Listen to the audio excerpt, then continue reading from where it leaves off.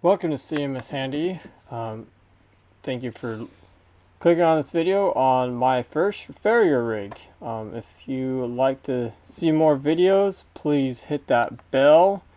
It's a little bell icon. You can subscribe and also get more notifications. There's a couple ways to subscribe, but anyways, this is my first Farrier rig. I got this last Thursday up in the high desert of California. Some other farrier was using it, and he wasn't really selling it. He just kind of threw it out there, and I went there and I decided, this is a good start for the price. What I was going to pay for other vehicles just to set up, I was like, this is better. I mean, for how many miles is on it, how well taken care of it is. I mean, yeah, there's a crack on the dashboard, but that happens with all Dodge trucks. I can testify to that with my last one I had. Yeah,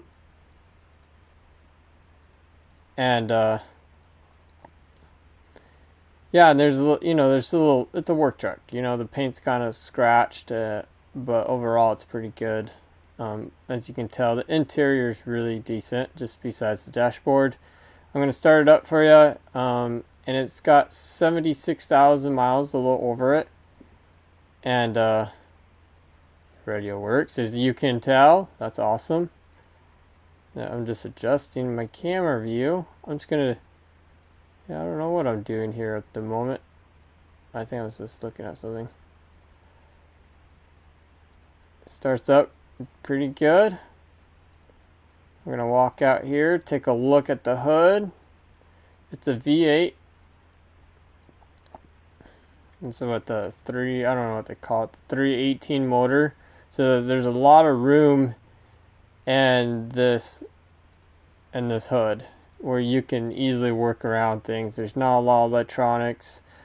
I had to buy a new battery because I was detailing the car inside. It had a lot of dirt, high desert. So I left one of the doors open while I was shampooing it, and it killed the battery. And the battery is from 2013, and I just felt it needed a new one. I took it to charge. Had a warranty at Napa. They give me like $40 off of the new battery, so it's pretty good. It's the biggest battery they have for this truck. So, and there, I had to clean the connections to the battery. There was some corrosion, but it wasn't that hard. I'm gonna shut it now for you. Shut. Why am I not shutting it? Let's shut this thing. Okay, I'm gonna shut it now. But anyways, guys, this is a good truck for what I paid for it,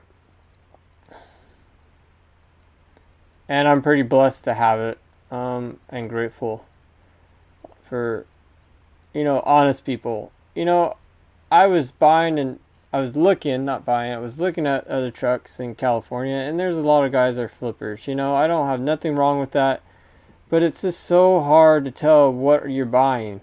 Some guys have the truck for a month or a week or the day before, and they're just trying to sell it and flip it to make a $1,000 profit or something. That's fine, but it's so, I know, it feels like dishonest to me. It's hard to find somebody that's honest of what they're selling.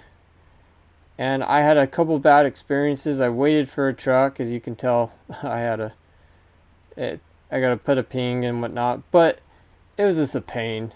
I was tired of dishonesty. I waited 4 hours to wait for this one truck to get out of detail. It was a joke. But anyways, I came across this. A local farrier was like, "Hey dude, I saw this truck. I think you should look at it." I was like, okay, and I called the guy up, and here we are. I bought the truck. It's got a shoe rack. It had a coal forges in here. I'll show you in a minute that it had a vent. It definitely it had a coal forge. A lot of guys back in the 80s and early 90s, they didn't like those propane forges. It's basically when they came out, sometime around there. Don't quote me on it, but there was a lot of these propane forges that just weren't efficient as the coal forge and the cokes.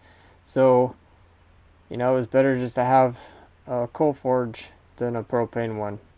But you know, most of these propane forges are pretty efficient.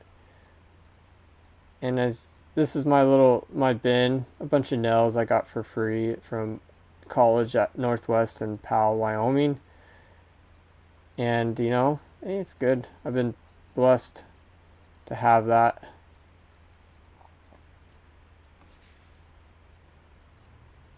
Some mustads, city heads. This is my drill bits, and here's my drill press I bought at Harbor Freight. Nothing special, just something affordable when you're on a budget. And more bags of nails I gotta sort through. They're just mixed. That's kind of the pain. Just gotta sift through them real quick. I'll do that here and there. Kind of did some of it. You know, vet tech. Not a lot of vet tech. I just got that free at a clinic. And a vice grip, a tapper I bought from the guy that I got the truck from. That is for my belt sander. I don't know if I'm going to put that on there. I think it's a pain.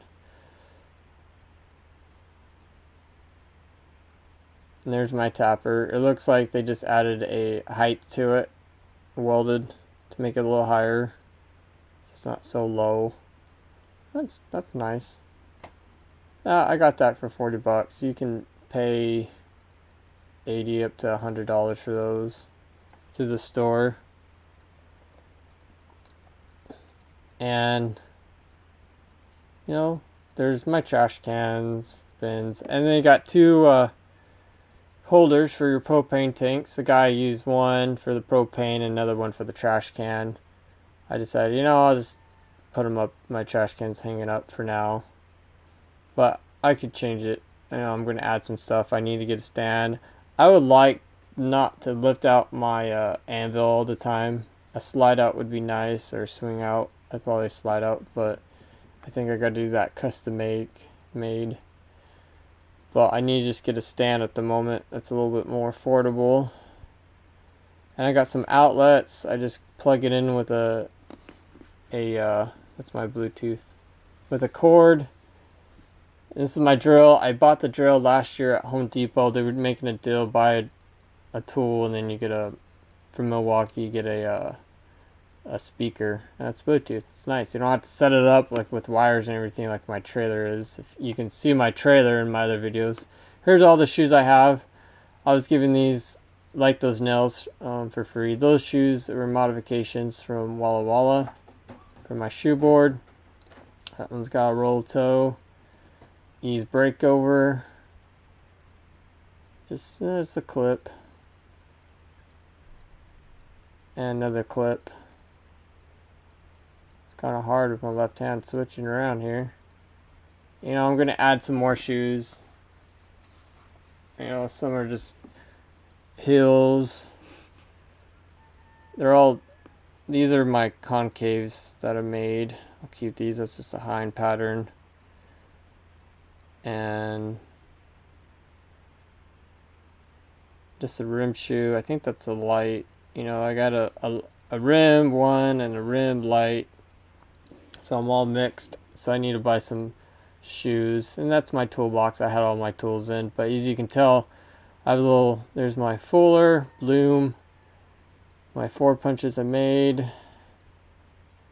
Need it. You know, I might put that stuff on the other side on the rack on the back, because that's where my anvil is going to be, that's where my forge is going to be. If I need it, I can grab it real quick, you know. And I don't have to take it out with me all the time. That's nice. And these racks, I can probably use them for something else. Some 4 punches, center punch. They're all handmade. I'm not a big, I don't know, that's what you make all your tools at school, but I don't know, it's good to keep them up, but I don't like making them. They're not that hard to make, but anyways, everyone's got their own opinion. That's just my NC forge. It's a 2-burner. I don't like this door. It heats, but you know, school, we definitely got those Forge Masters. They're nice. They heat up. So I bought last year a bunch of, with that nipper, that hoof tester, and the shoe spreaders, and something else. Oh, my pull offs. They were just a bunch of GE knockoffs for 60 bucks for 6 things, and I was like, sure, let's see it. If I get one good thing, that's okay. Yeah, these are my big blue hammers. They're more a blacksmithing company.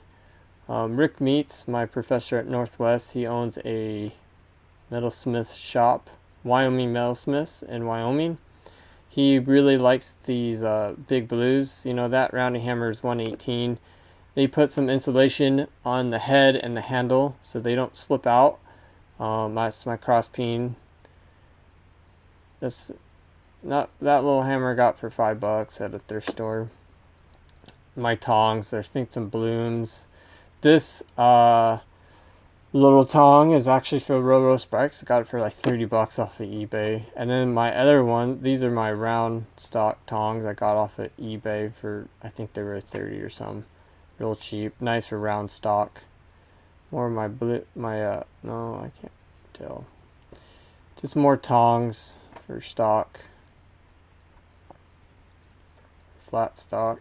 And you can tell about down there is my stall jack. First thing I ever bought before I bought an anvil. I was doing cold shaping at a ranch in New Mexico, and a stand. I might sell that stand, the black stand. Might sell that. So leave a comment below if you want to buy that. I don't really need it.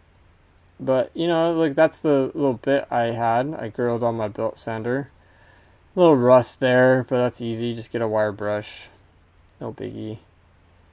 Just my anvil. I got turning cams on it. I might get something bigger. That's a 75-pound. I think I'm leaning towards more of a 100-pound. Emerson would be nice. But I'll work with what I have. I'll probably get a stand. Or that.